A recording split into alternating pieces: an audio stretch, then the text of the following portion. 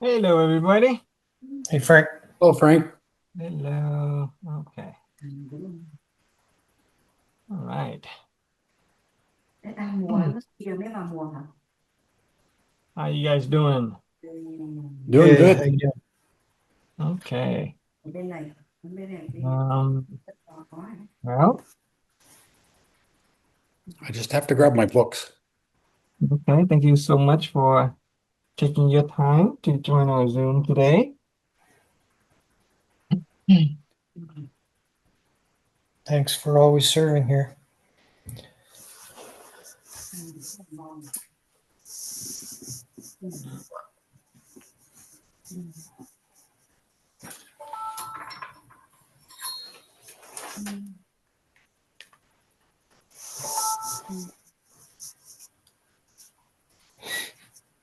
Does anybody want to share any lesson impression realization from last week?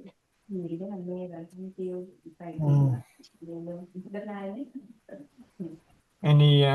Any lesson do you guys want to share? Any impression? I've been sharing a lot lately Good. in class, and yeah, Good. Good. one of the things I shared was the other day. I was telling everybody how I joined the gym a couple weeks ago, and the instructor. One day I was a little bit late because I was in class, Okay. and he says, "Oh, no problem. It's okay to be late." And he asked me what I was doing. I said I was in class, and he asked what it was about. And I told him at that time we had homework that we had to do financial freedom of finance. Mm-hmm. And he asked me what it was about. I told him it was about freedom of finance. And he's asked me, well, what does freedom of finance mean to you? And I said, to me, the most important thing to me is my health. That's wealth to me. If you don't have your health, you don't have anything. And he he after that we kind of just discussed a few more other things, and then over the weekend we came back on Monday night, and he asked me, he said, you know what, I was really thinking about that over the weekend, about having your health is the most important. And because he did tell me the week before that, well, freedom of finance is having lots of money, so that's what he said. And that's why I said I think freedom of health is good, and freedom of time. We were going over the six uh, prosperities, and yeah, and then he was quite impressed that I planted a seed in his head, in his mind, and You it felt good. expanded his awareness. His awareness, yes, and he was questioning about it, and then we were talking more about it, and he asked me some questions I didn't know. I said, well, when I learn, I will share it with you. So yeah, it was Invite him into Zoom. quite impressive. Made me feel good. Planted a seed in me as well that I'm able to do that, and it made me feel good. And he kept his mind busy too. His awareness. Great. Yeah, yeah. Yeah. I'm grateful for that sharing. Okay, and I'm honored by your repeated participation in the Zoom. Today, we're going to go over how to multiply what we have. Okay, we'll get to financial freedom. We'll get to freedom of time. We'll get to wealth in health, wealth in relationship, all of that. And there is a secret to multiplying what we already have. Okay, but before that, does anybody else want to speak up and share what they've learned? Anything over this week, or you remember anything from last week? Last week we talked about magnanimity. yeah. Magnanimity. You guys remember what that's about? Yeah. That's the high level. Tolerance, then high level, then the magnanimity. Mhm. That's the ultimate. Yeah. Whereas forgiving or forgiveness is a virtue, um, that is expounded by pretty much all culture and religion. But to forgive, meaning you have been hurt in the first place. Yeah. The many times that you forgive equates to the many times you have allowed other people to have hurt you. And so here we elevate our we expand our awareness, we elevate our wisdom to the degree that we become such a person of great spirit that we do not need to forgive anymore. We are not attached to what people do to us. We are not attached to what's going on inside of us as a consequence of what's going on outside. And as a consequence of not being attached to all of the stuff that's going on in here, then we can afford to be magnanimous with people. We can afford to be tolerant with people without having to forgive them. Okay, it is rising above the need to forgive. Yes, we still should forgive if we already let it hurt us. And the sooner we forgive, the sooner we will save ourselves and other people. But raising our own awareness and wisdom to the level where we are not so attached that we don't even have to forgive in the first place, then we can afford to be very generous and tolerant with other people. We can afford to love people unconditionally. Okay, that's essentially what it is. If you love somebody with condition, then it is we get hurt if they don't respond our love, if they don't do what we want. But if we are unattached to our own desire, yes, we have a certain desire, but we are unattached to it. At the moment when we need to, we just detach from it, then we can afford to love unconditionally. Okay, so that's the essence of magnanimity, a spirit so great that we can afford to hold everybody and behold everybody. Okay, with the spirit of magnanimity, beauty is in the eye of the beholder. We can behold another person. We see them with positive mental images. It is a creative process. Okay, so with that energy of magnanimity still within us, let's jump into today's lesson. Another energy of wisdom. Okay, so we started talking about awareness and wisdom. Each level of awareness corresponds to a level of wisdom, and each level of wisdom corresponds to a certain mentality and attitude.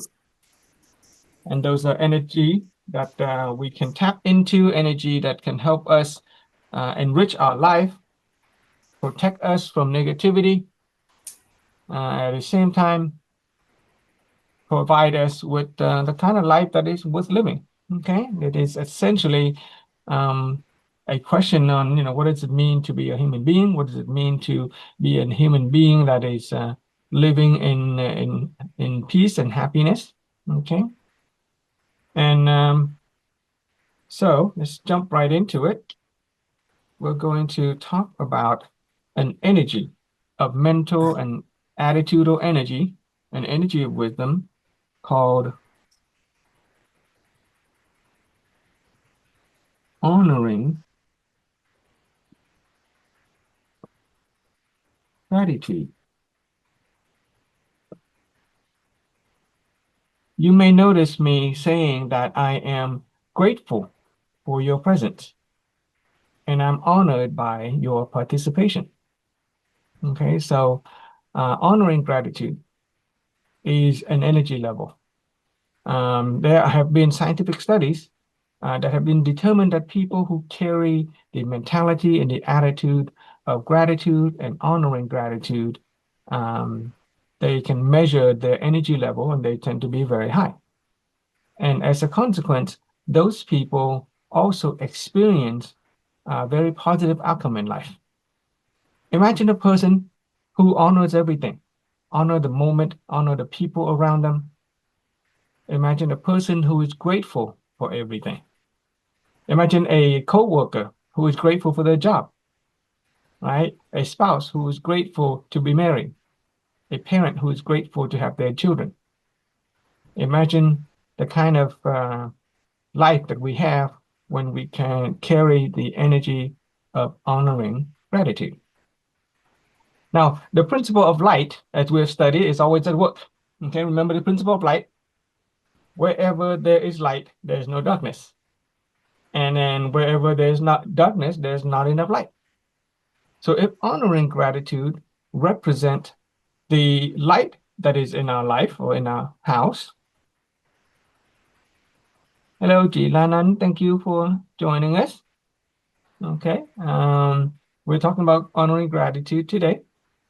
So if honoring gratitude represent the light that is in our life, then its opposite, or its darkness opposite, is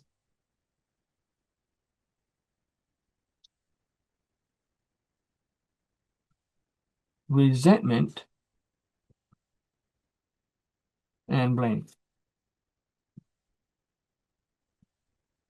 Can you kind of see that? If honoring gratitude is the light, then resentment is blame. Okay? Resentment and blame is the darkness representation that is opposite of honoring gratitude. So first, let me just ask you guys a question. Okay? Is honoring gratitude something that we have to accumulate, cultivate, and acquire? Or is it something that we each have innately as part of our human nature? Okay, so is honoring gratitude something that we have to acquire and learn how to be, or is something that we naturally have? Just kind of ponder that for a moment, and you can raise your hand or just simply speak up and let me know what you think. Is honoring gratitude something that we have to learn, or is it something that we automatically have innately as part of our nature? Okay, so chị Lan Anh says that it's always has inside. It's always there. It's always there. Okay, so think about, let's say we have been receiving support from our parents. Okay, we've been receiving support from our parents, and they support us and they raise us. And at some point, when we need something and they refuse us, let's say we wanted something, we want a toy, or we want a car, or we want something, and they say, no, you can't have it. Do you sometimes find that we react with some ungratefulness? Okay, or if we have been receiving, I don't know, good treatment from the boss for a while, and the boss one day reprimand us, and we feel that the boss has offended us, and maybe we talk back, and so we show our ungratefulness. Right? So how about the kind of things that we have every day, the food, the car, the house that we have? Right? So is it really that we already has inside us, or have we developed honoring gratitude through time? What do you think, Andrew? Some of the other students already have the answer because they already went through the lesson. What just came into my mind was that when we lose something, when we lose something or get a lower, then we realize what we had, and then we honor it more. Yeah, okay. Yeah, so that kind of come afterward. We honor it more. So do we have to learn to be grateful, right? Well, in that situation, we're learning. Yeah, we're learning. Okay, so it is something we tend to have to acquire. Okay, it gets a little deeper when we actually lose something. Okay, it's called regret. Okay, regret. Yeah. But fortunately for us, as a human being, Just think back, think way back. The first time that we received a toy. I was trying to do Right. that. Yeah. Yeah, do we feel pretty grateful for it? I said to myself, to answer this question, take a baby. Yeah. I was trying to remember, what does a baby do when the baby is satisfied? Well, maybe the baby doesn't know how to laugh yet, but the baby becomes calm. Yeah.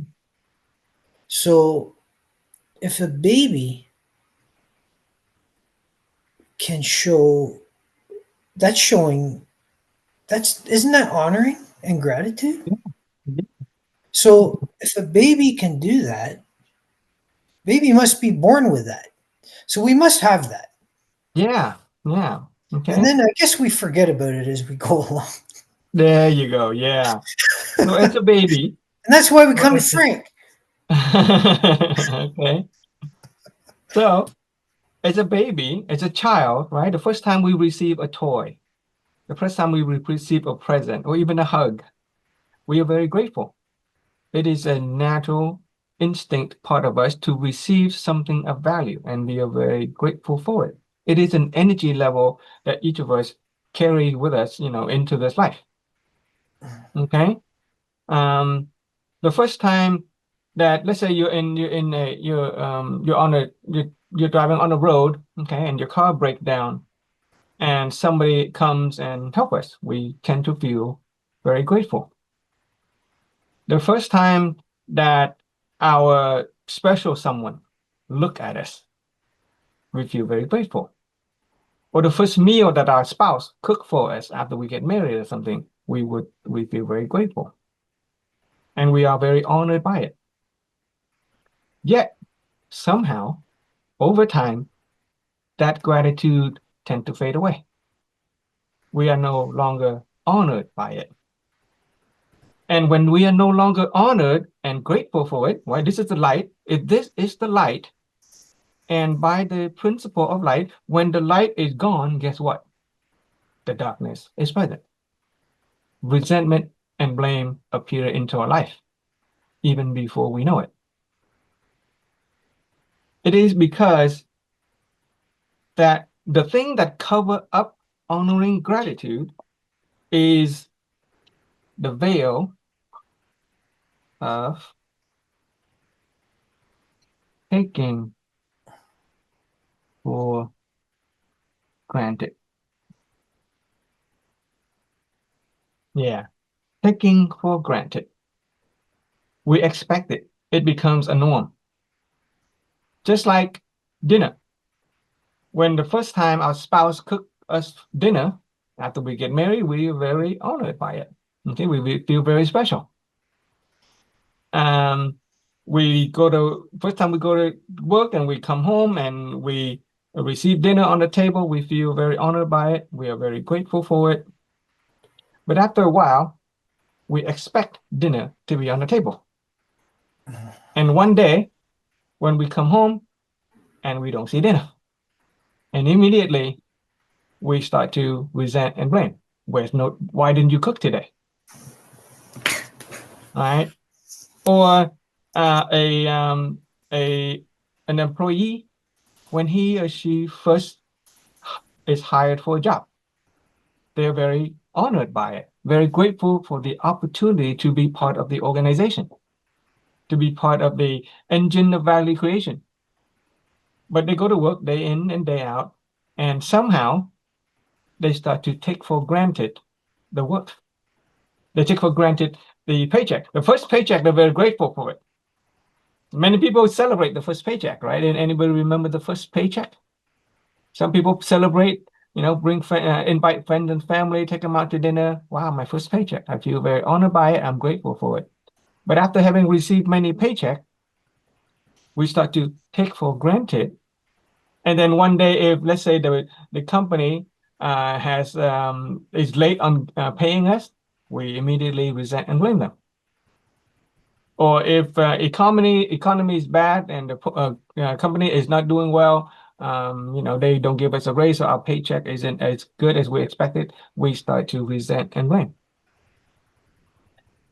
It is because taking for granted is like a thin veil that covers the lamp of our house. First layer, not much. We may not notice it. Okay, the first time, we take for granted, not much. The second time, the third time, after a while, those thin veils start to pile up on top of the lamp, and pretty soon the room is completely dark. And when the room is completely dark, resentment and blame appear. That's causality. Okay, that is the causality of taking for granted as a consequence of not honoring and maintaining gratitude. All right, so resentment and blame. So whenever we resent anything, okay, take a moment to kind of reflect. Do we have any resentment to anyone in our life right now? Could be a little bit of blame for a spouse. Could be a little bit of blame for our children. Maybe we have a little bit of resentment and blame for our parent, society. Whenever we have some sort of resentment and blame, which is a negative energy, it is our experience of life at that moment is negative. That is darkness that we are living in. Okay, when we have some resentment and blame, it is because we have let the light of honoring gratitude be covered up, and it is usually covered up by taking for granted. Okay, do you guys notice that? Yeah. So how do we bring the light back in, or how do we prevent the veil of taking for granted from covering up the light of honor and gratitude? Okay, and so the sages have taught us that if we are able to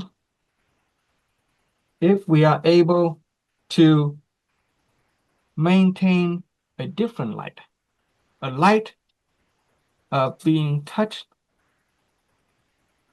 and moved. The light of being touched and moved by something. It is an emotional thing. Okay, it is a human thing. It is a feeling. To be touched and moved by something is a source of honoring gratitude. When somebody does for us something helpful for us, give us a gift, and we are touched and moved by it, then there's no taking advantage. Right?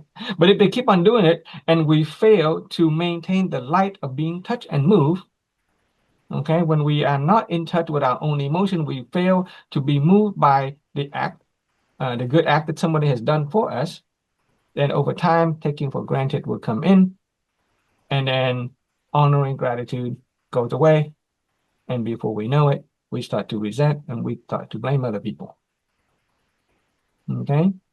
So touch and move is the light that we always want to maintain in order to also maintain the state of being grateful for and honored by what we have and what we receive. Did you guys get that so far? Yeah. Okay. So think about that first time that we receive anything or anyone has done anything for us that we are really touched by. Okay. If a person, let's say, has never celebrated their birthday, and they go into work one day, and the entire staff got together and throw them a surprise birthday party. Do they feel touched and moved by it? Yeah. Oh, I'm so touched. You shouldn't have. And so they're very grateful for it, and they feel totally honored by it. And at that moment, their experience of life is positive. Their experience of life is positive. Okay? But if every year we expect a birthday party, every year we expect a birthday party. Little kids sometimes they expect their birthday party. They expect to receive gift, right? And so they start to take for granted the gift, the birthday gift. They take for granted the birthday cake. They take for granted the toys. And one year, maybe mom and dad is busy, or they forget, or some reason or somehow they don't get a birthday party, or they don't get the toy they want. Then usually they start to resent and blame. It's that simple.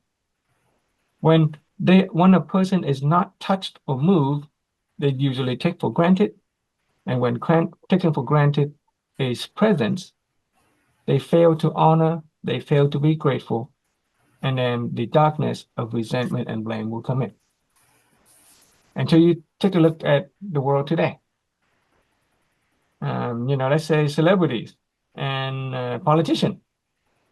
The first time that a celebrity receives some award, they're very honored by it. They're very grateful for it. And people love them for it. But after a while being famous, they receive compliment all the time, and they fail to maintain the emotion of being touched and moved.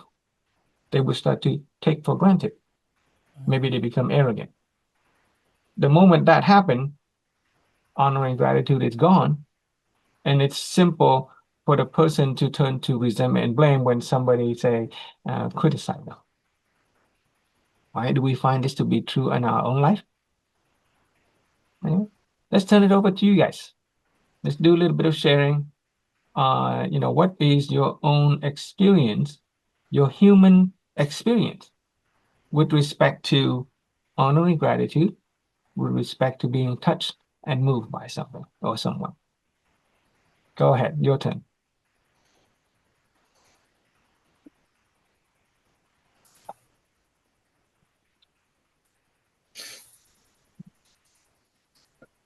Hi everyone, can I share something from my experience? Please. Well, I'm grateful for your presence in the Zoom. Okay, honored by you wanting to share. So please honor us with your sharing. Yeah.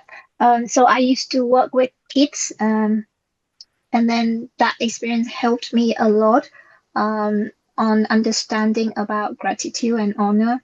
So whatever I observed from the kids when I came to so I worked privately as a nanny in some families.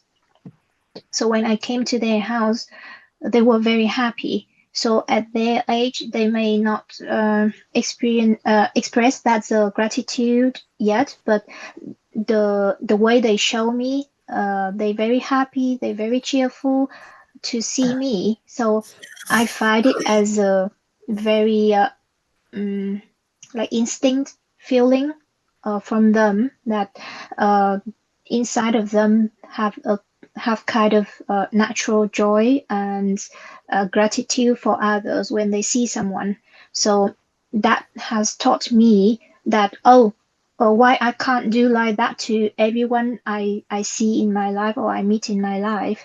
Why can't I show that kind of cheerful feeling towards people that I have met or I have seen in my life?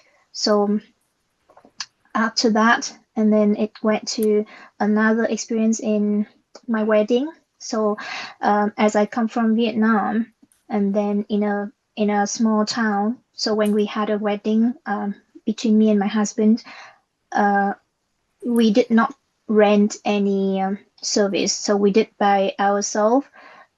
We had to ask for a lot of people. That people in my village, they came and cooked and do all the setting up for kind of the frame and all the tables and chair to be able to receive 1,000 guests. Wow. In my wedding. So okay. Yeah, so so when I was in there and I observed everyone's work, and I was like, oh wow, without them, this cannot be, this can't happen. This way, it can't support like 100,000 guests if no one contribute in that kind of work. So after experiencing all the things that happened in my wedding, that I feel so grateful for everyone in my village and in my family, because without their support, the wedding could not go well. So that's some kind of experience that helped me to realize a lot about the honor and gratitude. Mhm. And yeah, thank you to Langan for sharing For that. listening. Do you notice what happened to us for our life when we have the honoring gratitude as an energy and a mental attitude? What do you think happened to our life when we carry the energy of honoring gratitude? What do you guys think? I think I think sometimes we will do more, and it becomes easier to do. Mm-hmm. Yeah. It's an energy level. It is a positive energy level, and it makes us become more productive. That's one way to think about it. Okay. Not only that, it makes us more productive. Honoring gratitude has really interesting power to multiply what we already have. Okay. Honoring gratitude multiplies what we already have. Think of money. Okay. Okay. So a person who honors their money, who is grateful for their money, would be more inclined to go out and make more money, right? As opposed to person who take money for granted. They just spending, and after a while, money goes away. But a person who actually honors their money, grateful for it, appreciate it, they would try to keep it, they would try to accumulate, and they would end up having more of it. What happens to our spousal relationship when we honor our spouse and are grateful for them? The relationship gets richer, right? It gets richer, it gets deeper as we take the time to honor our spouse and we are every day being grateful for our spouse. So honoring gratitude has the power to multiply what we already have. And in fact, if you want to write this down, there are some words of wisdom, okay, some words of wisdom regarding honoring gratitude. What it say is, I wrote it in the flyer, by honoring, we claim, okay? And through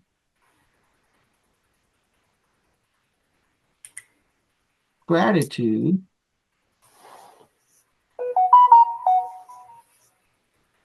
may we sustain.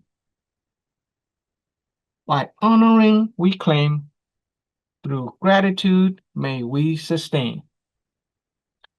In other words, if we honor something, we possess it. If we are grateful for it, we get to keep it for a long time. Think about our car, okay? If we honor our car and we are grateful for it, what do? We take care of it. We change the oil. When it's time to change the oil, we put in the gas. When it's time to put in the gas, we clean it. We take good care of it. So we get to keep our car for a long time. But when we don't honor it and we are not grateful for it, we take for granted our car, then it will break down before we know it and we will lose it. That's what happened to me when I failed to honor my car. I failed to change the oil in time. Okay, I failed to change the oil in time, so the oil dries up and I kept driving. I didn't care about the car. I took for granted that I had a car in the first place. So I kept driving without oil, and after a very short while, the engine basically died. Okay. So when we fail to honor something, we would lose it. Do you have any personal item, belonging, an object, that we don't honor it. Somebody give it to us, but we don't really honor it. So we don't really take care of it. We might not even know where we put it. It could end up falling under our bed. It could end up in the corner of a garage. And after a while, we even forgot that we have it. And therefore, we have just essentially lost it. Yeah, by honoring, we claim, through gratitude, may we sustain. If we're grateful for it, we would use it, we would take good care of it, we would remember where it is, and then we will keep on having it and using it.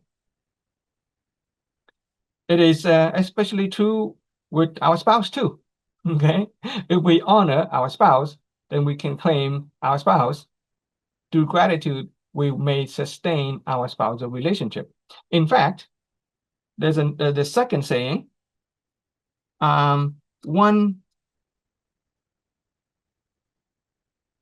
who possesses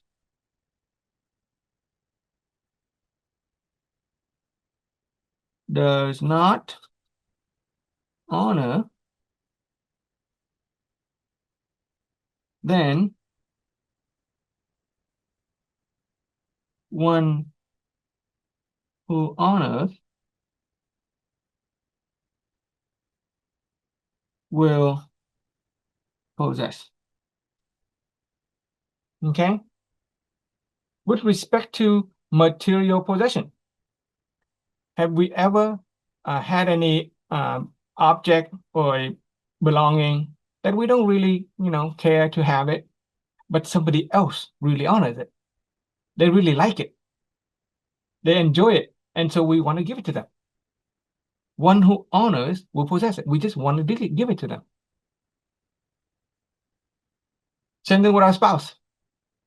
One who possesses does not honor, then one who honors will possess. We see that all the time, huh? If we don't honor our spouse and somebody else honor our spouse, yeah, usually there's going to be a switch in relationship pretty soon. All right. So by honoring, we claim, through gratitude, may we sustain.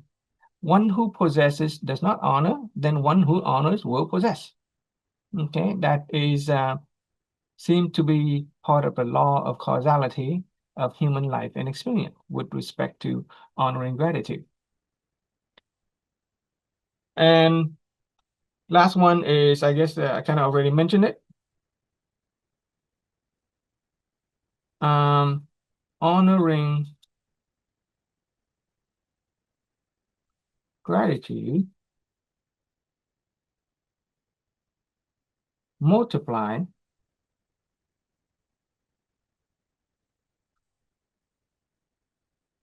what we have.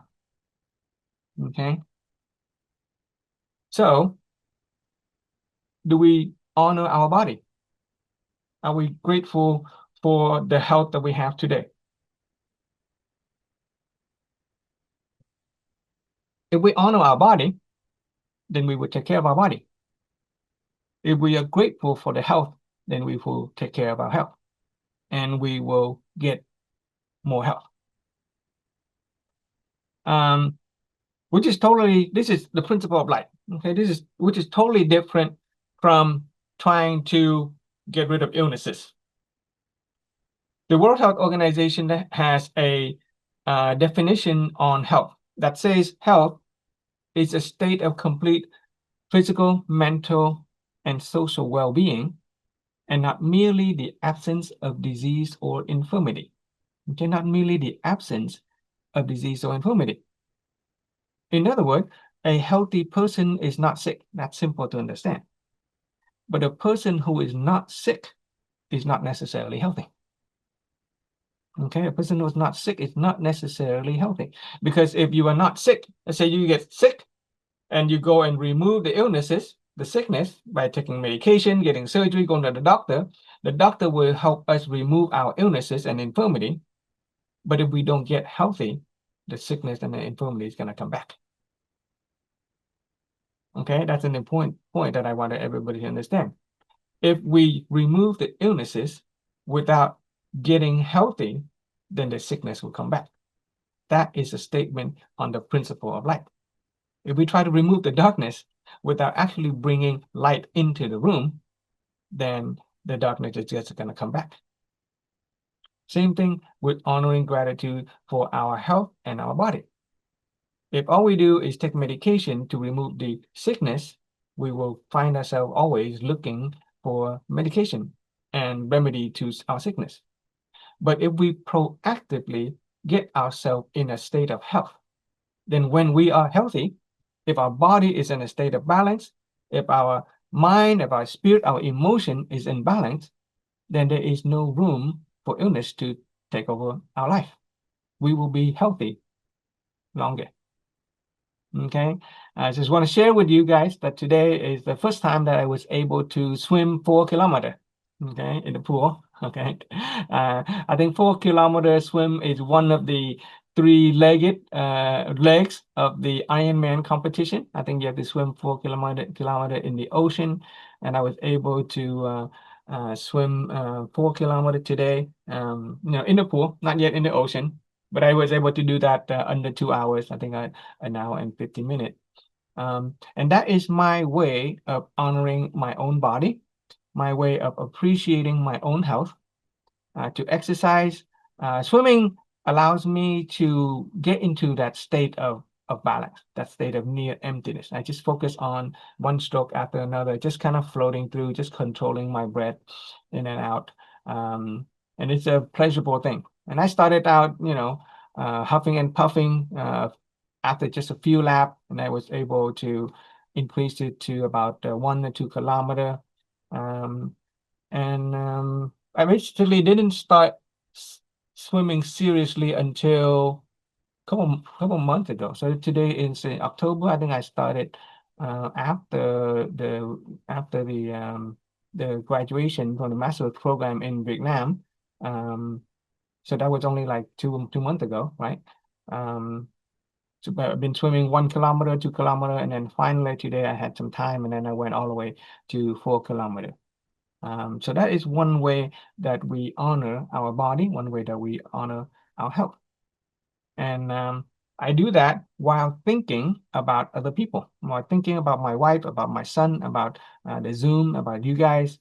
And so if we return to the human construct, if we return to the map of the human energy structure, then we will remember that the focal point of human nature is desire and imagination. If your desire and imagination is for yourself, is negative, that negative energy, that selfish energy makes it hard for us to accomplish, anything. But if we think positively for other people, then it becomes a motivation. It's an energy. It's a positive energy that can push us forward to accomplish great things. Okay, so I'm very honored by the organization for having taught me that secret, and I'm grateful for the opportunity to share this knowledge back with you guys. Okay. Anybody have any comment about honoring gratitude before I go into the triangle of reality of honoring gratitude? I have a lot of honor and gratitude towards you, Frank, for sharing this, and also in the Mentor Wit 7 support group. That's very good. And also you're swimming 4 kilometers and sharing that as a service to other people. They can see, wow, I want to do that. So Yeah. yeah. And they'll be honoring you as well for swimming. And yeah, it's good. And I initiate the 6 golden words in action. Okay. Yeah. I did it simply. I did it joyfully. I did it trustingly, lightly, consistently, and I put my heart into it, just one step at a time.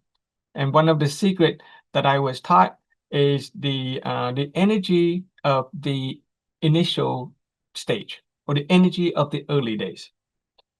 The same way that I'm able to maintain a good quality marriage relationship with my wife is the same way that I apply the energy of the initial stages to my swimming. Whenever I look at my wife, I still feel like we are dating. when during those first days when we were dating. I still feel the attraction, okay?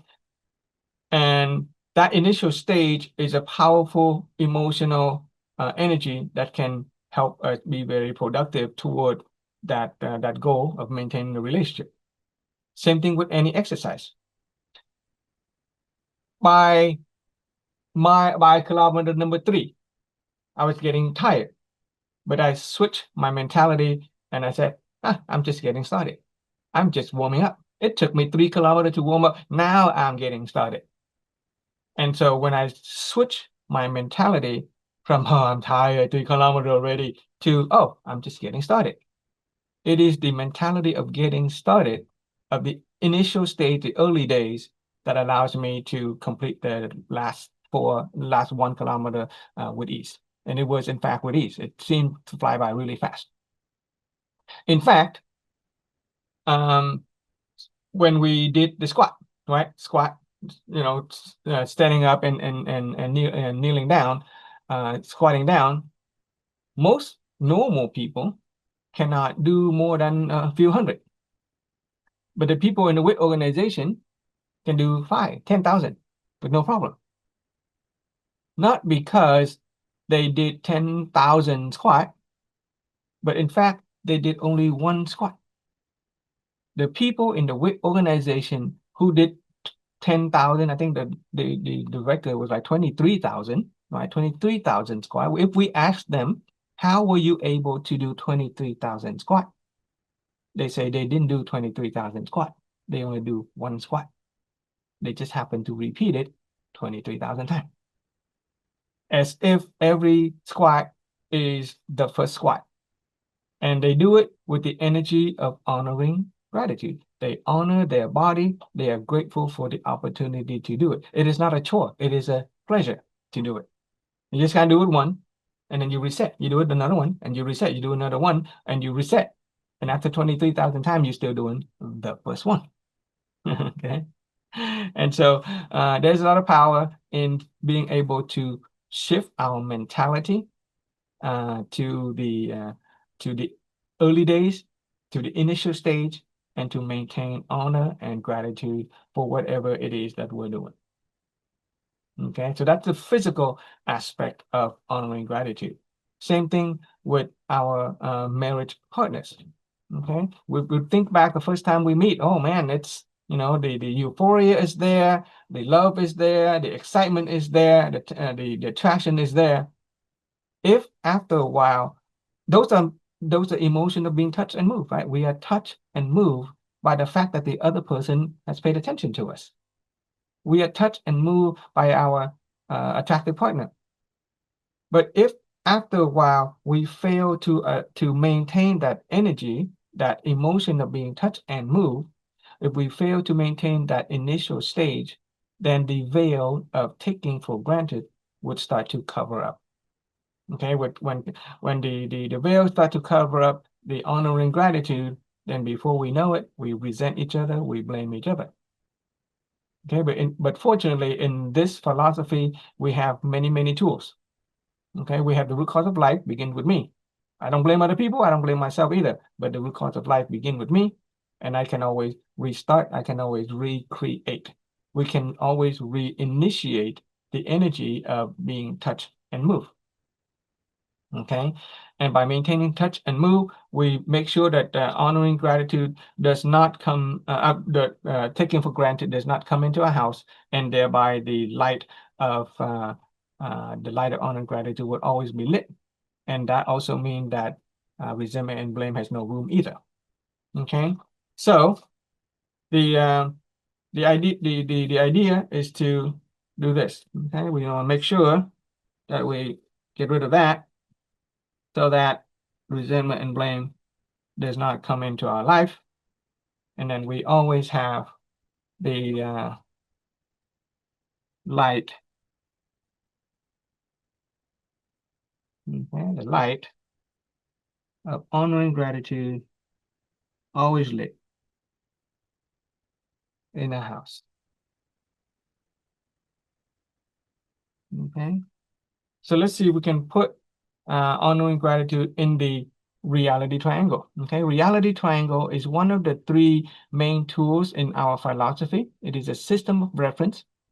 Basically, the reality triangle simply say that all things in this universe has a material expression. Okay.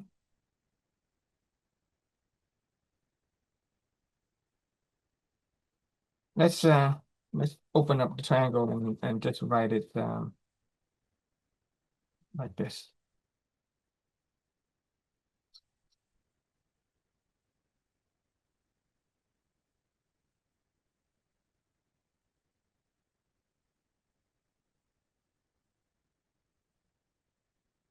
I am grateful for and honored by.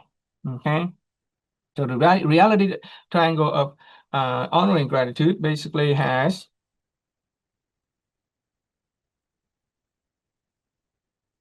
three corners. On a material manifestation, okay, this is a corner, there's an energy. Everything has a material manifestation, just like lead and gold.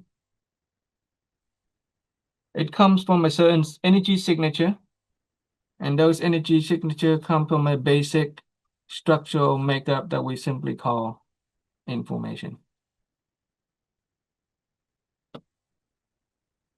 The root of honoring gratitude, or the informational corner of honoring gratitude, is a state of being, touch, and move.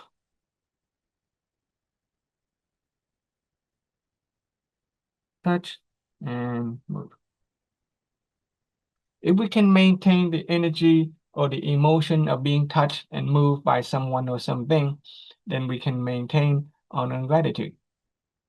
And when we can maintain honor and gratitude, we can lay claim to what we have, we can sustain what we have, and we multiply what we have. On an energetic aspect of honor and gratitude, it is the absence of taking for granted. So I'm just going to write taking for granted, and I'm going to cross it out. It is the absence of taking for granted. Okay, it is the absence of taking for granted. That is the energy aspect of honor and gratitude.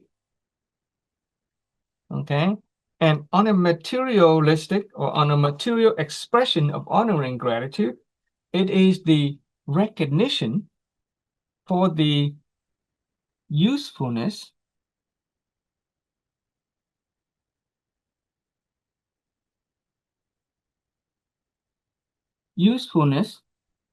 of things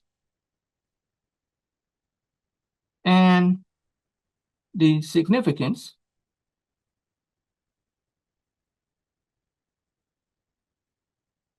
of people.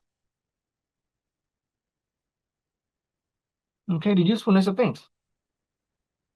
So if we recognize the usefulness of this pen, okay, if we recognize the usefulness of this pen, we would use it appropriately. Okay, we would use it to its fullest potential. Right? We don't bang on it, we don't play with it, we don't chew on it. Okay, that's what a dog would do. But as a human being, if we recognize the usefulness of this pen, then we would use it. If we recognize the usefulness of a car, then we would use it to its fullest potential. We don't abuse it. Okay, if we recognize the usefulness of anything, we would use it to its fullest potential. We create value with it.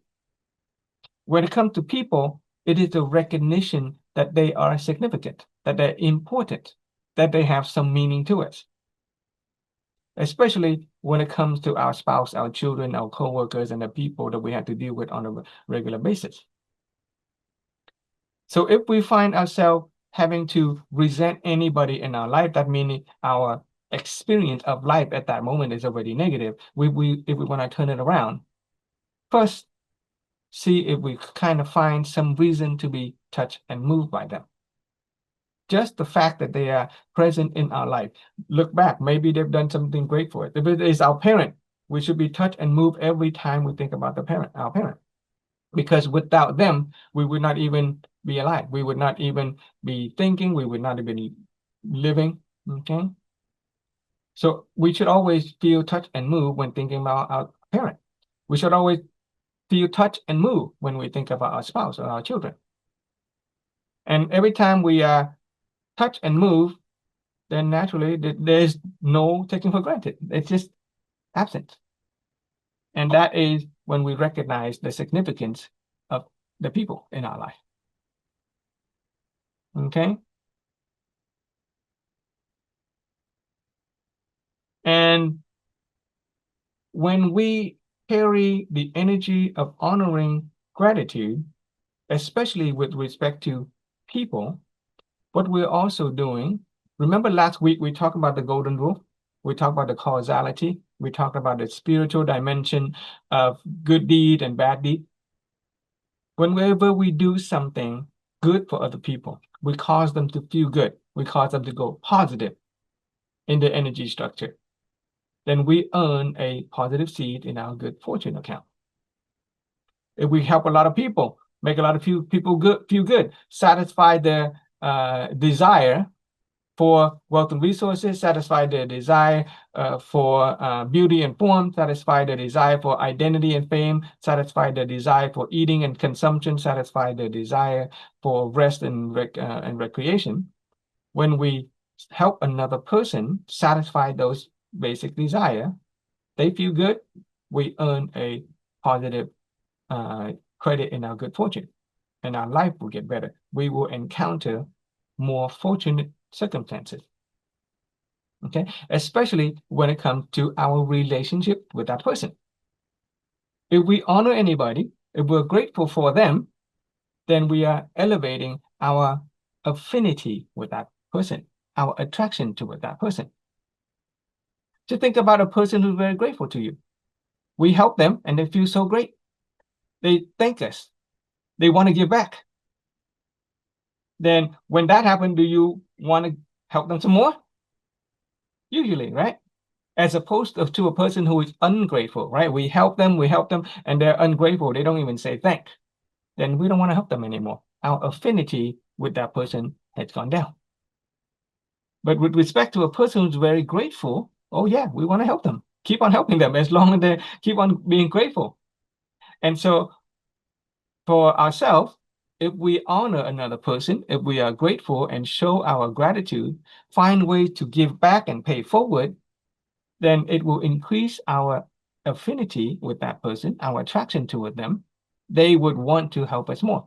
And so essentially, we would attract more good fortune into our life. Does that make sense?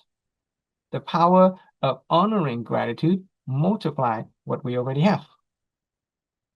At a workplace, if we are grateful to our boss for hiring us, and we express ourselves as being honored by the opportunity to work and grateful for the opportunity to serve, and whenever boss gives us an assignment, we are grateful. Yes, I do it. I love it. And we're honored by it, genuinely honored by it, right? Not faking it. Honored by it, grateful for the opportunity to serve. Then when it comes to a promotion, who do you think the boss is going to promote? The guy who is really grateful for wanting to work, or the person who is ungrateful? Right? Yeah. So if we want anything to continue or to expand or to multiply, we initiate the energy of honoring gratitude. Be grateful for it, be honored by it. Okay. And so any impression, any question before I link this to another sort of knowledge about the human mind today?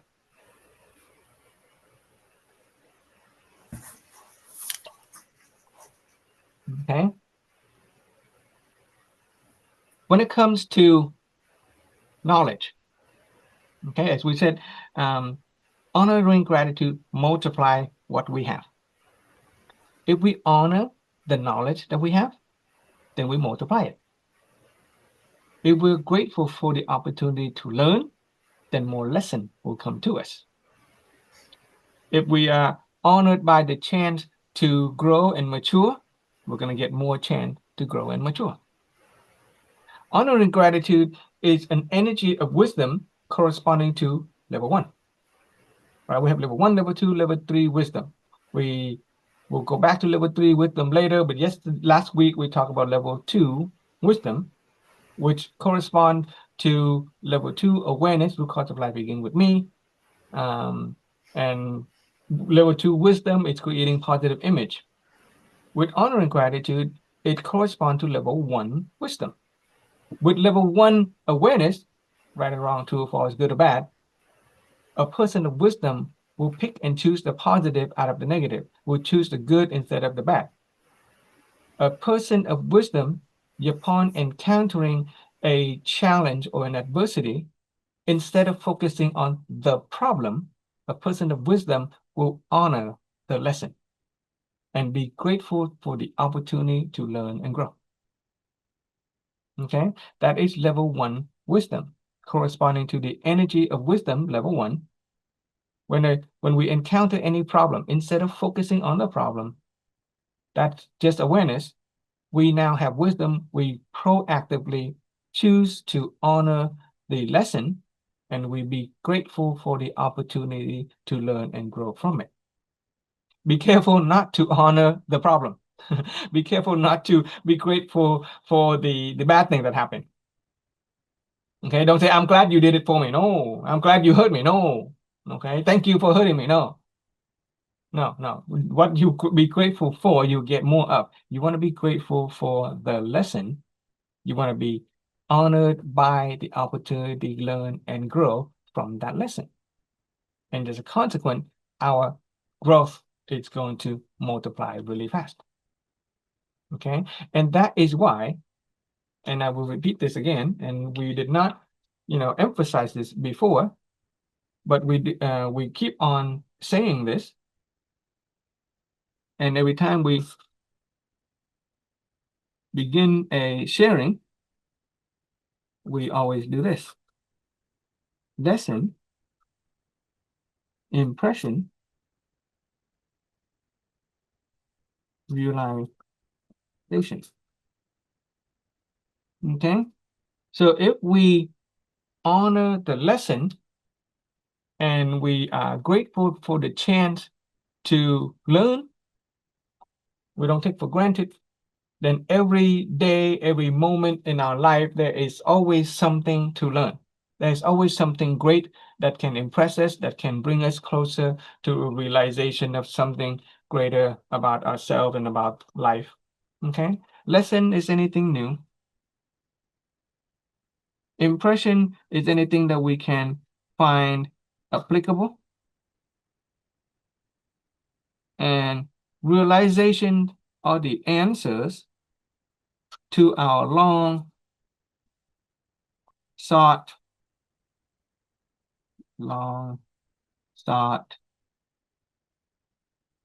inquiry. You cannot have any realization if you don't have any inquiry. Okay? But if we have any nagging question about life, about anything, and if we keep on asking those questions along the line of our desire, okay, I think we mentioned this already. We want to inquire along the line of our desire, not against our desire, instead of saying, why do I suffer? Why are there evils in the world? No, ask the question about how can I achieve inner peace? Okay, how can I make the world a better place? Those are the kind of inquiry that align with the principle of light, okay, and align with the flow of principles and law, and they will get you the realization. And once we realize it, it becomes our reality. And this is the principle of brain activation as applied to honor and gratitude. If we honor the lesson that we encounter each and every day, and we make an effort to find what part of it, what lesson is applicable to life, and if we have any realization. In order to have realization, we have to start inquiring some intelligent question, asking some intelligent question. Okay. we will talk more about how we can really open our mind and our wisdom when we talk about wisdom level 4. But for now, just know that when we initiate the energy and the mentality of honor and gratitude with respect to knowledge and understanding, we will get more knowledge and understanding. Yeah, that's just how it works. Okay. Having said that, anybody have any lesson and impression do they want to share before I move on to a slightly different topic, but still related? No? Okay. All righty. Hello, Marianne. Thanks for coming back. Hello, chị Phúc Trương. All right. Thank you, everybody, for joining the Zoom today. I am particularly grateful. Okay, I am particularly honored by all of your presence because, last year around this time when I started sharing, I had only like one person in the Zoom. Okay, sometimes almost nobody. But I'm fortunate. There is enough good fortune in my total causality that there is always somebody here in the Zoom for me, even if it's just one person.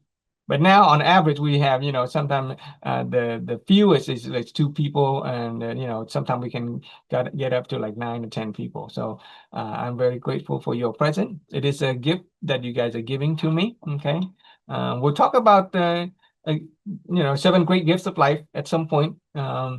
But one of those gifts is your present. Your presence is my present. Your presence is my present. It is a gift for me. So I'm honored by it, and I'm very grateful for your repeated participation.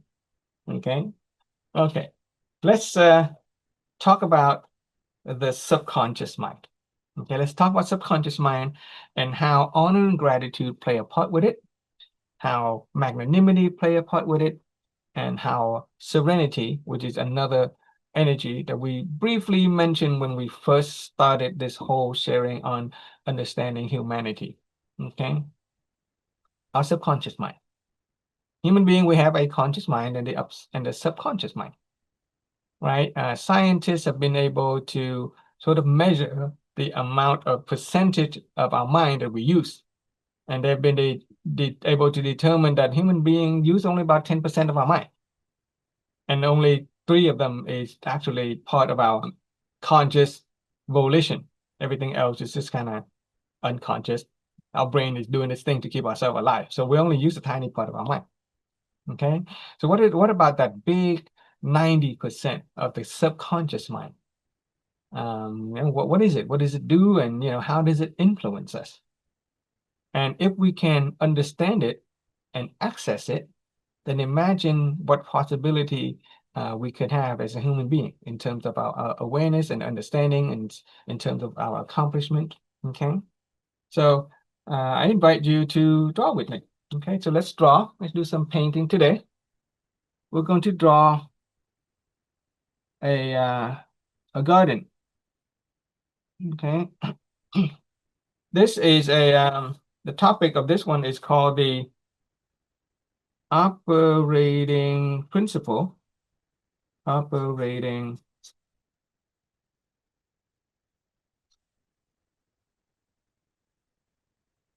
of the subconscious. We have already went through the operating principle of the conscious mind, which is the inner awareness. When we talk about different levels of wisdom, right? When we talk about level 1 awareness, level 2 awareness, level 3 awareness and wisdom, those are part of our awareness, the more conscious part. We already talked about the human nature. Okay, this is the operating principle of the subconscious.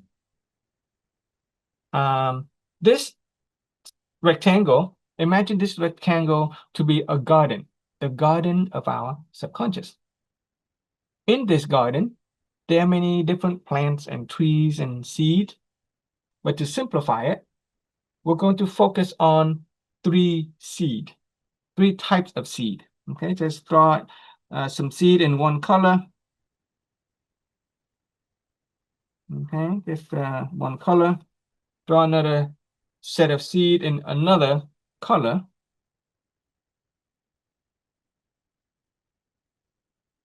To simplify things, we're just going to work with 3 types of seed.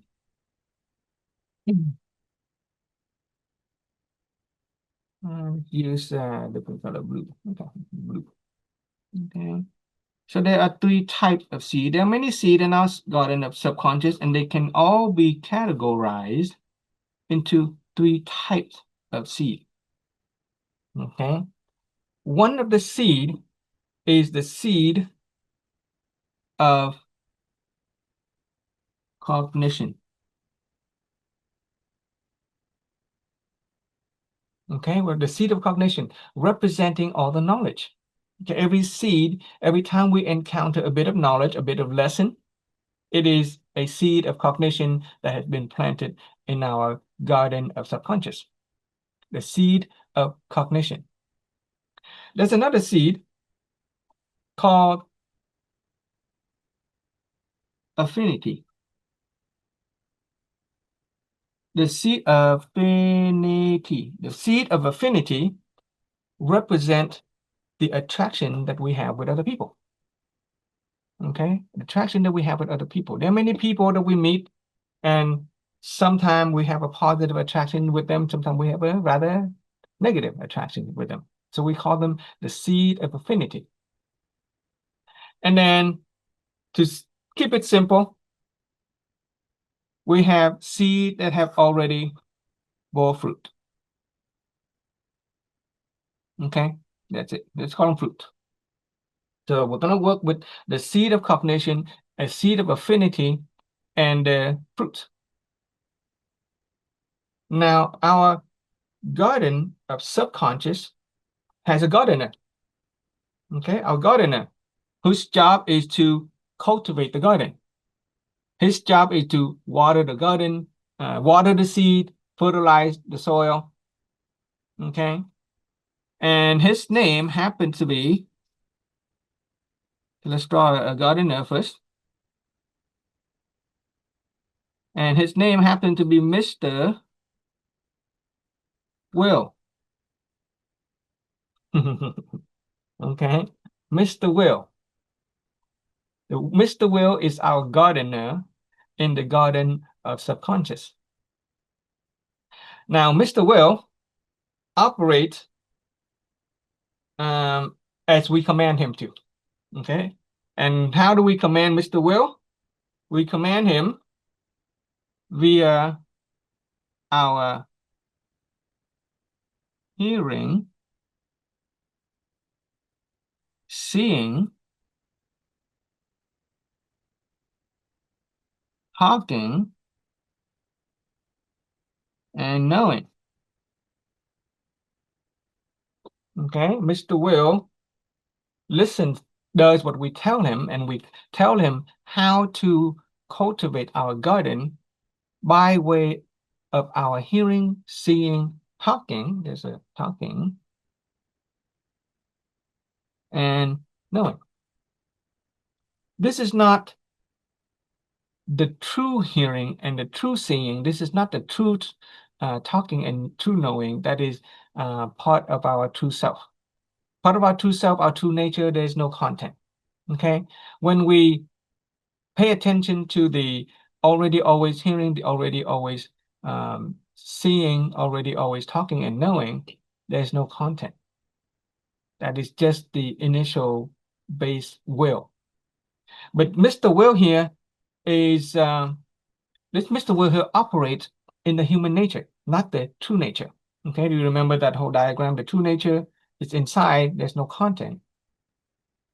Mr. Will here is the gardener who operates in our human nature. The human nature has positive and negative polarity. Human nature has desire and imagination. Human nature has altruism and selfishness. The human nature has good and evil, has satisfaction, has anger, has pleasure. Okay, so whenever we come to a any kind of knowledge, and we receive that knowledge. Let's write the other one. Let's draw the other one, and then we'll go back to this one. Okay, so you can see more clearly what I'm talking about. Let's do it this way. Deep inside us is our being, or you can call it spirit. Okay. Right outside of that, we have the mind.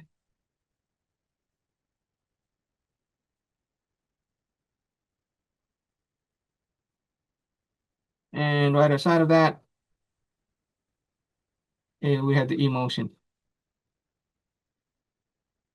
Okay, the mind and the emotion.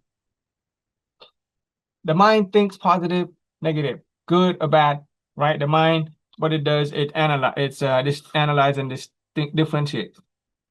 Analyze and differentiate.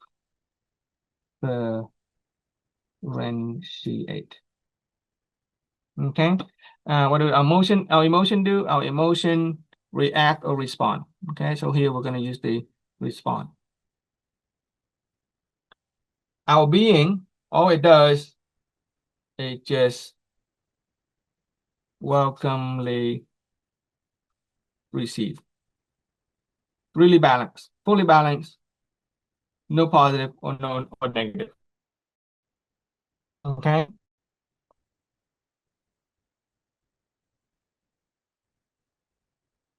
Should have drawn it the other way, but that's okay. And should I draw the tunnel? Or the tunnel? Should I draw the tunnel the other way? Okay. It's a tunnel here. Okay, imagine there's a tunnel here. And whenever we encounter any message from the external world, okay, this is a message from the external world. Could be something that we hear.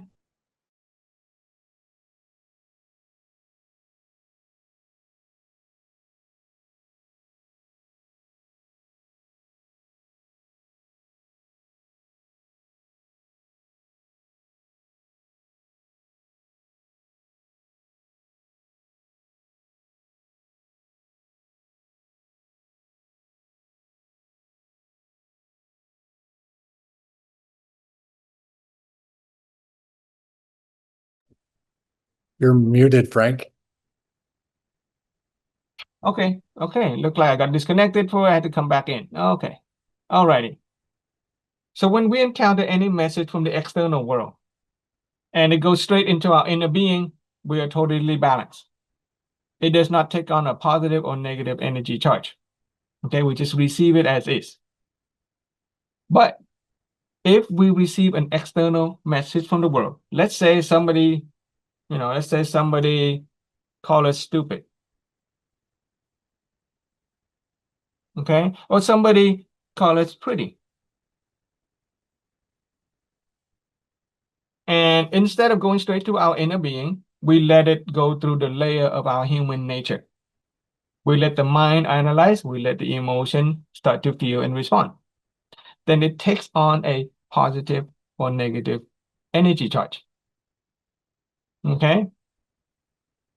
Because it takes on a positive or negative energy charge, we essentially tell Mr. Will to cultivate that seed with positive or negative energy. If we plant a seed of cognition, let's say some knowledge that we encounter, and we receive that message with positivity, we're essentially telling Mr. Will, pour some water, some positive energy onto the seed. Guess what's going to happen to the seed as it grow up to be a plant and it's bear fruit? If it's cultivated, nurtured by positivity, it's going to grow up to be a kind of plant that will bear positive fruit. On the other hand, if we encounter a bit of knowledge and information, somebody call us pretty or stupid, and we charge it with a negative energy. We basically tell Mr. Will, why don't you cultivate the seed, nurture it with negative energy, fertilize it with negative fertilizer, and after a while, that seed is going to grow up to be a tree and it will bear negative fruit. Okay? And so that is what happened to our mind. We take on positive or negative as a consequence of the positive or negative energy that we have charged. We have essentially let the will cultivate by way of hearing, seeing, talking, and knowing. If we hear it as positive, then we're going to charge it positive. If we see it as negative, we're going to charge it as negative. And it's going to bear fruit. And when it bears fruit, it is the outcome of life that we experience. Okay? Affinity seed. The affinity seed represent our affinity with another person. Do you ever know, okay, like when we think about a person, could be our spouse, could be our children, could be our parent, could be our coworker, our bosses, our business partner.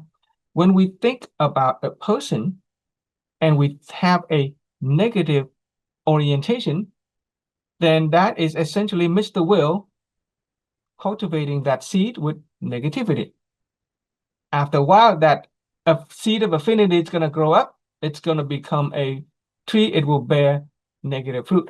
Our relationship with that person is going to be negative. But every time we think about a person, we think of it positively. We think of it positively. We allow ourselves to feel positive. Honor and gratitude, magnanimity, being some very powerful, very high energy, positive attitude and mentality. Then we are telling Mr. Will, why don't you cultivate this seed of affinity with positivity? Then guess what's going to happen to that seed of affinity? It's going to grow up to be a tree. It will bear fruit. And our affinity with that other person is going to be positive. It's simple, right? You cultivate with positivity, you're going to get positivity. If you cultivate with negativity, we're going to get negativity. And our subconscious mind is vast. Okay, our subconscious mind is vast.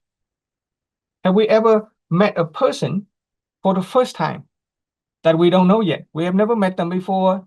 We haven't worked with them before. Maybe we just only met them at a party, but immediately we have this negative affinity with them.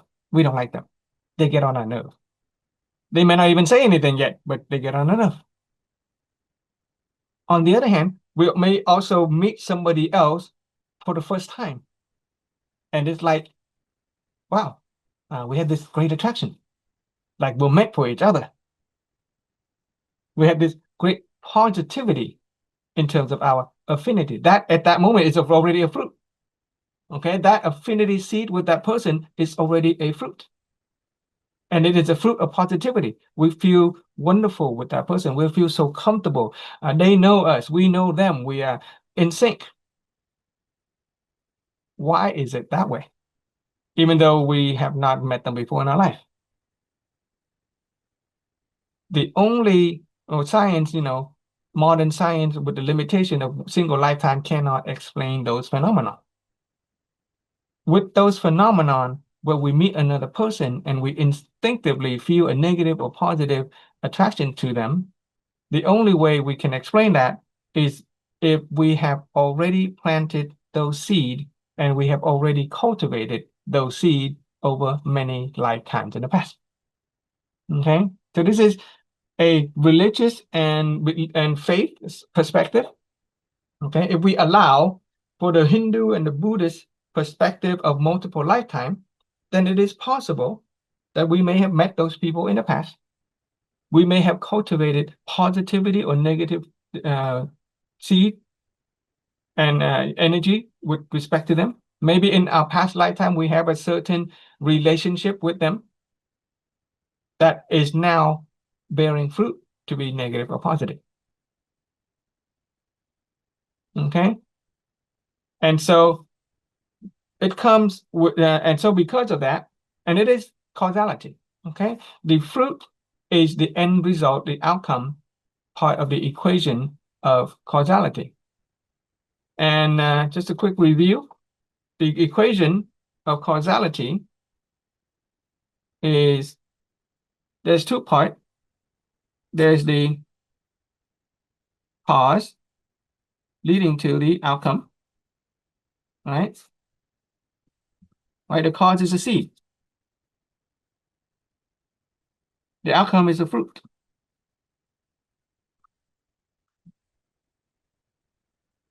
But even sometimes we can present ourselves as being the best seed. But we encounter a person and it's the fruit of that interaction is negative. That is because there is a element of condition that we may have cultivated in the past. It is the affinity with that person. Okay? We may present ourselves with the best possible intention, but that doesn't seem to work. This is where causality kind of break down if we limit our perspective to only one lifetime. We plant the best seed with respect to another person, but they still hate us for no reason. And the only way to explain that is maybe there is a reason.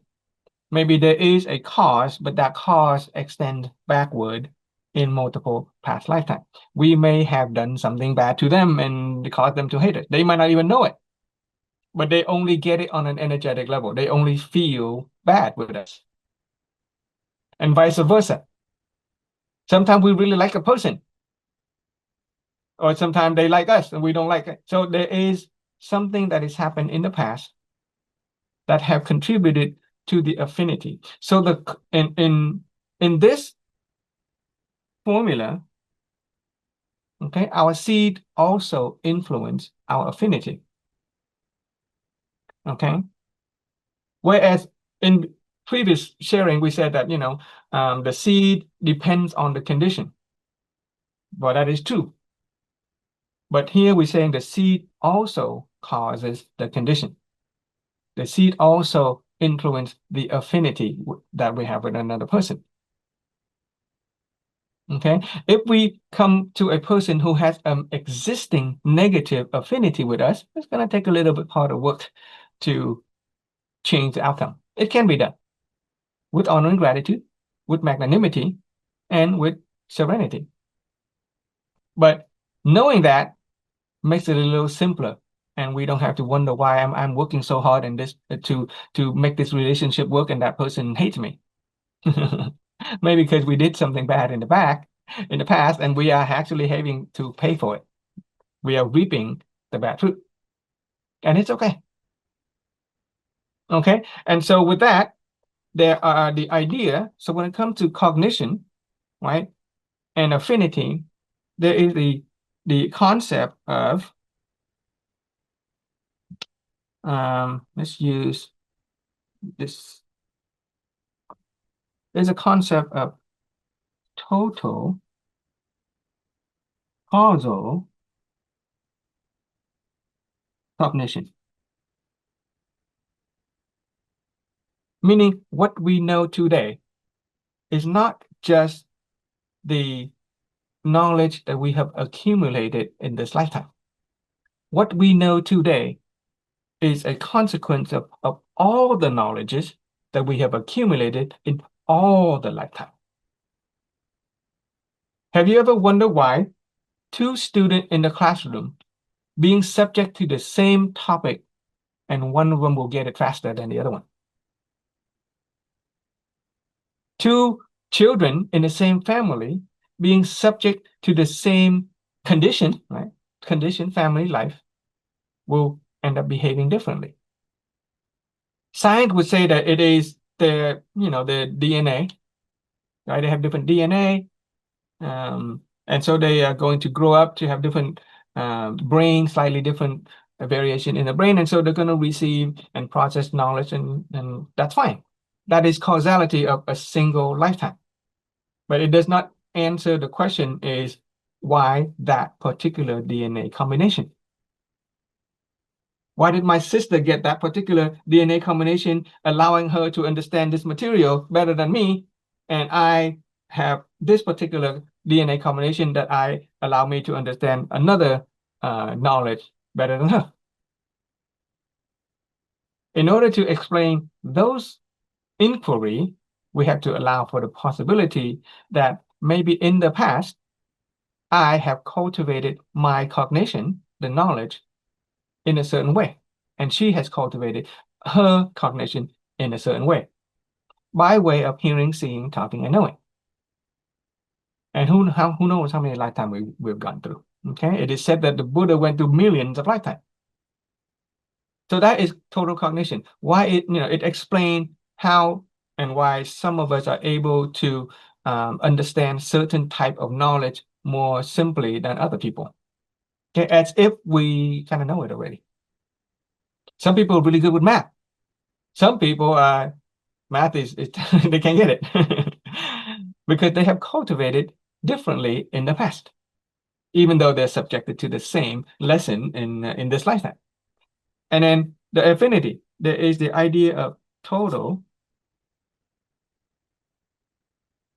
causal affinity.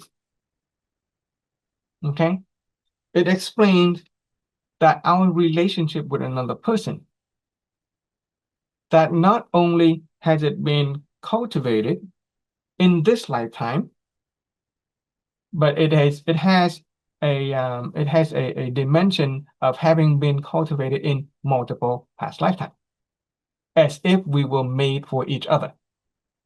Okay, matches are made in heaven, right? People have this intuitive spiritual understanding that when we get with a certain partner, our soulmate, for example, the idea of soulmate, that the soul extend beyond this body, and then there is something that matches with us beyond this lifetime. The idea of a soulmate will match in heaven since the beginning of time, for example. That is because we have been cultivating that affinity with that person in the past. And that energy, it carries on inside our being, our spirit, and give us, the kind of person that we are that's going to help us attract that person in this lifetime. Our total causal affinity. The Hindu and the Buddhist call it karma. So total karmic cognition, total karmic affinity. Here, I want to call attention to the law of causality. So we're going to use total causal affinity. Now, there are many, many seeds in this garden, right? Could be billion or almost infinite number of seeds. How are we going to manage every single seed? How are we going to manage every single affinity that we have with another person? Well, fortunately, we don't really have to manage every single seed. Imagine this is a vast field that we are planting. Imagine this vast field that we're planting. And instead of watering every individual plant and fertilizing every individual seed, we use a drone. Okay, we fly a drone by and we spray fertilizer.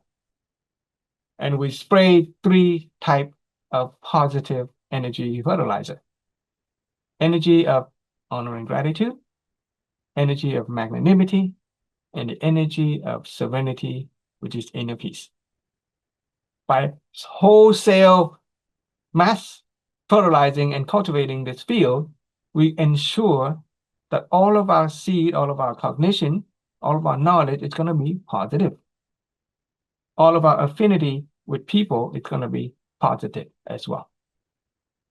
And that is the simplest way to explain how the subconscious mind works and how to tap into our conscious mind and to ensure that we will have positive outcome in life.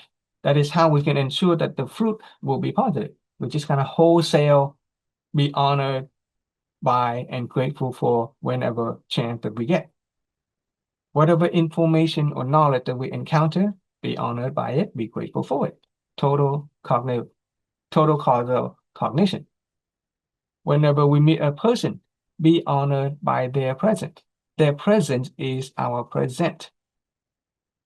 Be grateful for the opportunity, even if they hate us. Be grateful for having the knowledge and the awareness to understand, okay, the root cause of life begin with me. I may have done something bad in the past, that's fine. This is the fruit that I am reaping. Next week, when we talk about level 3 and level 4 awareness and wisdom, I will show you how we can actually stop causality. Okay, causality is not a perpetual engine, it can stop. And especially with respect to negative outcome, we can actually stop the engine of causality so that negative outcome, negative fruit will stop bearing. Okay, but for now, we understand how positivity works from a conscious level as well as a subconscious level. By cultivating this garden of our subconscious, every time we hear, every time we see, allow ourselves to hear and see positively with honor and gratitude, with magnanimity, and with serenity, with the energy of being balanced. Okay? And over time, if all of our garden is positive, then the light comes into the house and there will be no room for the weed. Okay, the negative, the bad seeds are the weed. Don't cultivate the weed. Okay, the weed will be incompatible with the positive energy. The bad seed of cognition, the bad seed of affinity, they will be incompatible with the positive energy that we are spraying over our garden. It won't grow. It'll actually suffocate and it'll die out on its own. So we only, by way of cultivating our garden of subconscious, we're ensuring that the positive seed will grow, the positive affinity would grow, our relationship with other people will grow, our fruit of life will be positive. Okay?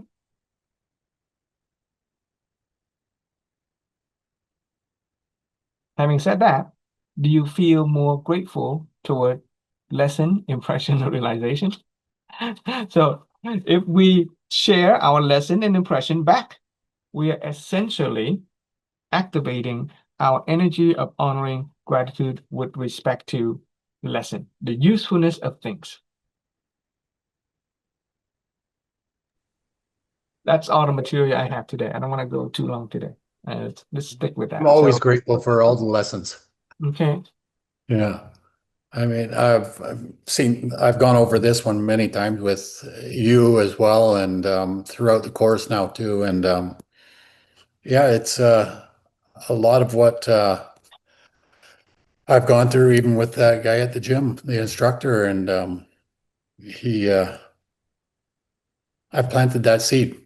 It was a positive seed, and the outcome that over the weekend he was thinking about it. He had a positive outcome at the end. He really thought about it over the weekend, and I feel that he planted a seed within himself, a positive seed. Yeah, with this guy, with the understanding of total causal affinity, you can start to sort of pay attention to the affinity that we have with other people at work. I noticed that there is one particular coworker, wonderful person, great personality, but tend to butt head with me. And I also noticed that before I understand this, I also noticed that we are sitting in a position that is opposite of each other, back to back. People there's a science of human interaction. There's a science of human interaction that study the way you sit facing each other in a meeting, for example, in a meeting or a negotiation. They say that if two people face in a negotiation and you are face to face, directly facing, like you and me, directly facing, that is a confrontational position. The person will more likely disagree with you. So people who study debate, people who study hostage negotiation and stuff like that, will learn to position themselves in like on the side of the person on the right or the left or something like that to minimize the confrontation. Well, anyway, this co-worker of mine, a wonderful person being that person is, sits directly behind me and face the other way. So we're not directly confronting each other, but we have our back to each other. And as a consequence, it is this affinity, this condition that sort of present itself on an energetic level. It is as if a coincidence that we were given or we just chose a seat, but we are back to back. Because we're back to back, we don't butt head as bad as much as, face to face. But because we're back to back, that is also a position where we don't really particularly care for each other's opinion. On the other hand, the person who sits next to me is resonating with me. After learning this, I noticed, oh, the science that study position also correlate with the affinity. I have a certain affinity with this person, right? In the same work environment, but I have a same affinity with this person, so I work better with this person. That being said, we are human beings with choice. We have will. We can choose to cultivate our garden positively. So I can consciously make an effort to honor the other person in the back. Okay, I can consciously make the effort to be magnanimous and tolerant with that other person. And whenever they do something that offends me, right? I initiate energy of magnanimity. I initiate serenity. Go back to balance. I can protect myself and that other person and the entire relationship by being conscious, by being aware, thanks to the knowledge and the philosophy of awareness and wisdom. Yeah, it's kind of funny like that. Okay, the condition of life, we think it is coincident, but according to the Zen Buddhist perspective, there is no coincidence. There is no chance. If we are walking down the street, we are obeying the law, we are, we have positive intention, and a car runs up and hit us, that's a bad outcome. That is the fruit. We didn't do anything in this lifetime, but maybe we did something in the previous lifetime. And so we are simply reaping the fruit of those negative seed that we have planted. So there is no coincidence in terms of the Zen Buddhist perspective.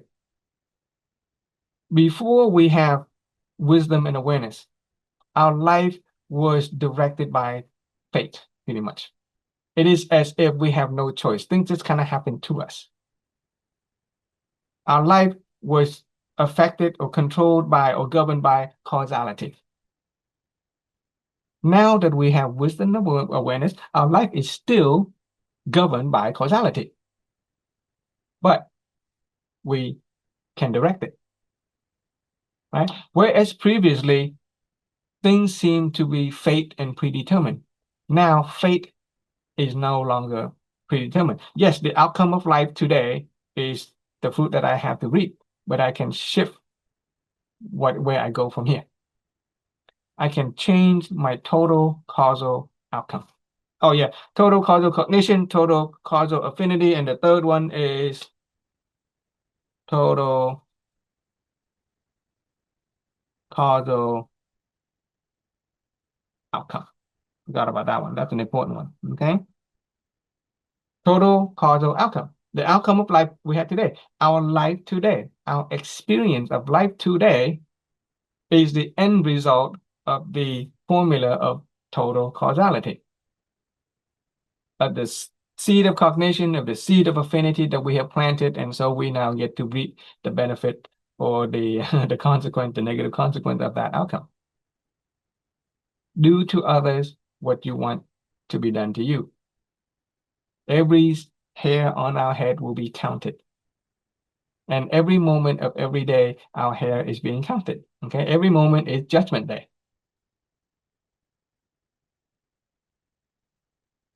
Okay, okay. Well, I hear silence and you guys are contemplating. I know you guys are contemplating. That's good. Marianne, are you asleep? Would you like to share your lesson impression realization today? Oh, I just get home from work, so and I ate, and I have a big dinner, so I'm kind of like Okay. falling asleep, but I'm still listening. No, no comments today. Okay, good. That's nice. Okay, so be grateful for the principle of lesson impression realization, principle of mental activation. Okay, do that often. Do that often, and you will open your mind. Okay. In the Wit Daily app, principle of brain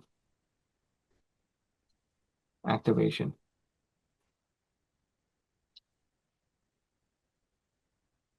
While we're here, let's just let's just I'll just share with you the idea of this subconscious storehouse relating to the knowledge, total causal cognition. There is a concept of a storehouse of our subconscious mind. And see if we can access our subconscious mind and get knowledge out of it. So imagine this is the storehouse.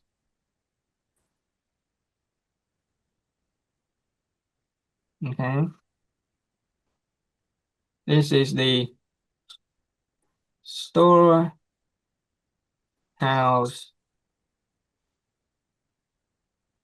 of subconscious. SCIOUS. Conscious, subconscious. Okay, the storehouse of subconscious. Right? Can you imagine the storehouse of our subconscious contain a lot and lots and lots of knowledge? Okay, total subconscious, lot of knowledge. Not only knowledge that we accumulate in this lifetime, which is very minuscule compared to the countless lifetimes that we have encountered. With this perspective alone, that we have accumulated a lot of knowledge and cognition over many, many, many lifetimes, countless lifetimes. In the language of the Zen Buddhists, it is said the sands of the Ganges rivers. The number of lifetimes that we have experienced equate to the number of sands in the Ganges rivers. Ganges River is a river in India where the Buddhism come from. And the sand of the Ganges River is very, very fine. It is like a powder. And so the sand of the Ganges River is very, multitude, a lot. Okay. So with this perspective, we can begin to appreciate the total causal cognition that each of us have within our subconscious mind. A vast amount of information, vast amount of knowledge. But the storehouse of our subconscious mind has a lock on it. Okay, there's a lock and a security guard. And because it's a subconscious mind, we don't get to access it very often. However, we can access it by putting information in. Okay, so this security guard is very particular about the storehouse of the subconscious mind. He will receive whatever we bring in. Let's say we bring in a truckload of knowledge. He will say, okay, delivery, I open the storehouse, I let all the knowledge goes into the subconscious. Okay? This is like Mr. Will's little brother. Okay? Mr. Will's little brother is a security guard who only opened the storehouse of our subconscious when you are receiving information. So whatever we come, by way of our hearing and seeing, we accumulate, we cultivate, we acquire, accumulate, cultivate, acquire knowledge and information. And we store that within our subconscious. It gets stored, it gets stored, it gets stored. And every time we bring in a truckload of knowledge, the security guard opens, and after a while, the security guard recognizes. If we are a kind of person who rarely ever put knowledge into the storehouse of our subconscious, then the security guard would have to check our ID. And then, he may forget that we are a person who bring in information. Every time he has to check our ID. But imagine we bring a shipment of knowledge into our storehouse every day. Imagine if we bring a shipment of knowledge into a storehouse every hour. Imagine if we bring a shipment of knowledge into our storage every minute of the day. After a while, the security guard is going to recognize us. He's going to keep that door open more often than not. So we keep on bringing it in, we bring in. And at some point, we say, I'm just going to go in and grab something. He trusts you. He knows you're the guy who's going to bring in knowledge. And in fact, that which we honor and appreciate when it comes to knowledge, that which we honor and appreciate is considered treasure, valuable. The security guard knows that you're bringing in something valuable. He's going to appreciate you for bringing in knowledge that is valuable. And so he's going to let you in. And after a while, he recognizes you. He doesn't bother to lock the door anywhere. And you say, I'm going to grab something. And so you can access the storehouse of the subconscious. You can pull information out more readily than a person who rarely ever accesses the storehouse. Right? Can you imagine that scenario? Right? If you keep on going, you can bring in quality material, quality goods all the time. They're going to trust you. And then at one point, I say, I'm going to grab something. And then one day you're going to say, I'm going to grab something, and you grab something that you didn't deposit in this lifetime. You grab something way, way, way back in the corner that you may have deposited in maybe the past lifetime.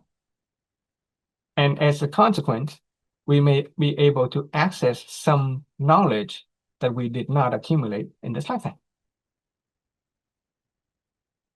And that is how our Grandmaster Tuan was able to come up with the reality triangle. Nobody taught him that. That is how he was able to come up with the root cause for the formula for the root cause of life. The human construct, he studied that in Zen Buddhism. But the reality triangle is something that he said he didn't learn that. He just came up with it. In everyday language, it is a creative process. He invented it. But in his language, he may have already come across similar knowledge in the past, and he just compiled it in this lifetime. In fact, if you think about it, all of that everything that we desire and everything that we know, it cannot really surpass that which we hear and see and say and know. It is a synthesis of what we already know that we come up with new knowledge. But if we can access a storehouse of subconscious that is vast, then our synthesis can be a lot more richer. And we can use those information, we can get new insight, right? This is how we gain new insight. Not so much from what the teacher told me, not from what I tell you. Insight comes from within. I just draw things and say words and here just kind of hopefully, joggle some latent memory that you may have in your subconscious. Right? With this perspective, we recognize that we have all the knowledge that we ever need, especially when it comes to human life and experience. Things like technology, those are new, right? Those are new. We have to acquire in this lifetime and in the future. But things like wisdom, things like relationship, things about harmonious family, things about love, peace, honor and gratitude. These are the things that human beings have been experiencing lifetime through lifetime through lifetime through lifetime, way back until countless of lifetime. These are nothing new, right? There's nothing new about what we're teaching. Human beings have been experiencing this for millennia. But through the process of accessing our storehouse of subconscious, we are synthesizing it and we are giving new insight to it. So with this perspective, we realize we're pretty rich. Yeah, we're pretty rich. Rich in wisdom, rich in knowledge. Okay, yeah. And so learning becomes then a simple process. Learning becomes an enjoying process. And in fact, the more simple you make it, the more you honor it, the more you are grateful for it, the more you're going to be able to access that storehouse of subconscious, and the more we are going to be able to gain insight. And the more we're going to make our life better.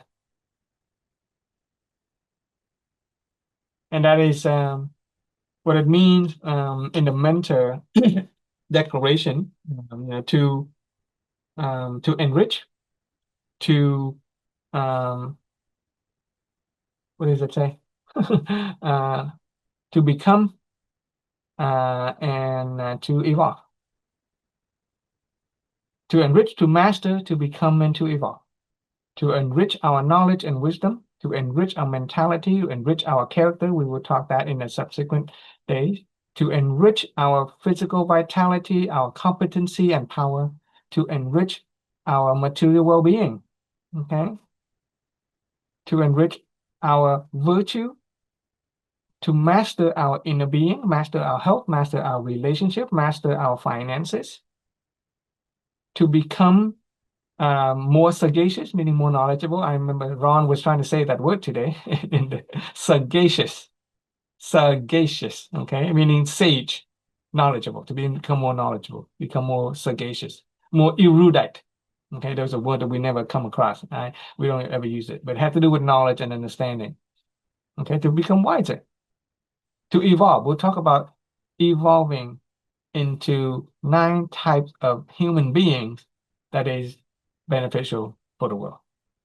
We will talk about having evolving into a sage, a person of knowledge who can help other people expand their wisdom, to become evolve into a person whom others consider a benefactor, to be a benefactor for other people, to evolve into a person who brings good fortune to other people. Okay, the word for that is the prosper, or the spirit of fortune. To evolve into a master, okay, to gain mastery, to evolve into a mentor, one who guide other people, give them principles of life, to evolve and become a teacher, okay, or simply an enlightened friend. That is our process of evolution as human being from the perspective of human life and experience. Okay, storehouse of our subconscious, access it with honoring gratitude with respect to knowledge. And the key, the tool is the principle of brain activation, lesson, impression, realization. Okay, that's it. That's all I have for a bit. Grateful to you guys for listening, and very honored, very honored to have the chance to share it. Okay, part of human beings' needs is not only the physiologically need for safety, the need for building relationship, need for self-expression, but also the need to give. So by being in the Zoom, you're giving me the chance to fulfill my need to give, my need to express myself. And so you can do yourself the honor of doing the same thing. Okay, fulfill your need to give knowledge. You can do yourself the need, honor yourself by giving yourself the need to express. Mm-hmm. And we express ourselves in a positive way using the principle of light. Thank you, Frank. I'm very grateful for your sharing. Okay. Ron, this Saturday, we'll do the usual practice, but I will leave early. So we'll start at 6, but we'll go for an hour, and I hope you guys can stick together and keep practicing with each other even when I step out. Okay. Do you have any? Do you want to share anything this Saturday? I think somebody else was sharing, weren't they? I don't know. I don't know who. So somebody, Yeah, so just we'll always figure it have out. something ready. Always have something ready in Yeah, case nobody wants to. yeah, for sure. Right. Kỳ Lan Anh, are you in Vietnam? I'm in America. I'm Oh, in Washington, oh. Oregon. Well, Just about you. great. Every Saturday morning at 6 a.m. Pacific Coast time, 6 a.m. our time. We practice. Yeah. The mentors of practice, and would you like to join us on Saturday to actually practice sharing, do the kind of thing that I'm doing now? Yes, I wish I can practice that too. Uh-huh. Saturday morning, Yeah. 6 o'clock. Yeah, I need to listen to you guys a lot to absorb all the English words. Okay. A lot of things are new to me. So for now, yeah, I'm just listening and absorbing. Okay, but at least then join us for Saturday at 6 a.m., okay? Yeah, yeah. Okay. Thank you for letting me know. Marianne, how was your sharing? Marianne already did sharing on nutrition. Would you like to do some sharing on a Saturday morning with the group? Like what is the time wise? 6 to 8 in Pacific West Coast time. So yours would be what? 7 to 9? Are you an hour before me or 2 hours before me? It's no. Right now we in the same time. Okay. Same time 6 to 8. zone. Yeah. 6 to 8. I'm like, do we have to let you know ahead of time and sit It's a down? good idea to let me know ahead of time, then we can sort of arrange it, and otherwise you can just show up. No, but I mean like you're gonna go over the bacteria with us? There's no material. This is your chance for you guys to do the sharing. Your chance for you guys to practice. And if anything, I would just give some comment. I would just give some constructive comment to see how to improve the sharing. This is mostly for the mentor or anybody who is passionate about passing on the knowledge to their families, their friends. Oh, I see. You're in the mentor 7, you're going to have to be doing that in December anyway. So might as well, get a head start. Lang, Yeah, who signed up for this coming Saturday? You. Me? You volunteer me? Ron is always ready. So Ron, we have some usual normal person, and Ngọc, one wonderful guy. Chị, what's her name? Tâm Phúc, wonderful sharer. But I always want to give new people a chance to step up and express themselves. No, Okay. this Saturday group- I have to prepare for 2,000 squats. This Saturday. Okay, good. Awesome. I need Let us to, know your experience, yeah, I okay? don't think I'm ready yet. I'm not ready yet. Okay, 2,000 squat. Do it Yeah, with simplicity, do 2,000. it with joy. Okay, simplicity and joy. Do it trustingly and lightness, and consistently, and you do it. I did Why? 8,000 squat. I didn't do 10 yet, but I was able to accomplish 8,000 squat in 5 hours. Yeah. Oh, that's the challenge. So I haven't, I think the most I did is like 500. That's fine. I can do 500 in 15 minutes, no problem. But I mean, with the a lot of the whole class joy. So I mean, I think it will be easy. Yeah, just trust in the philosophy, trust in the methodology. That if you do it with joy and simplicity brings joy, and trust brings lightness. And have you been practicing IBT, internal body transformation? Taekwondo code? IBT. Oh yeah, we do that every day. Okay. Yeah, Have you we begun do to that. feel? Yoga. Have you begun to feel your energy body? Oh yeah. You can feel your air body. Okay. I sleep better though. There you go. That's Okay. the one thing. what time is that at, Anne? Marianne? Huh? What time is that at, the IBT? Oh, it's in Vietnamese though.